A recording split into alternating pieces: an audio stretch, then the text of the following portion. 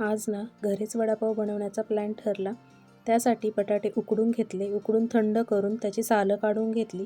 एका मिक्सरच्या भांड्यामध्ये मिरची, लसूण, अद्रक, थोडंसं जिरं व धणे टाकून वाटण तयार केलं. एका कढईमध्ये तेल गरम करायला ठेवून त्यामध्ये जिरं, मोहरी टाकून तयार वाटण टाकून परतून घेतलं. वाटण परतून झालं की यामध्ये पाव चमचा हळद टाकून घेतली. उकडलेले बटाटे स्मॅश करून ते देखील यामध्ये टाकून घेतले, मिक्स करून घेतले. त्यानंतर या भाजीमध्ये चवीप्रमाणे मीठ टाकून घेतलं.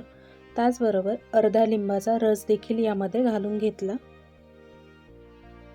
व सर्वात शेवटी बारीक चिरलेली कोथिंबीर घालून हा तयार मसाला थंड करायला ठेवला. एका बाउलमध्ये बेसन पिठाचं मिश्रण तयार करून घेतलं. तयार वडे बेसन पिठाच्या मिश्रणामध्ये डीप करून गरम तेलावरती तळून घेतले.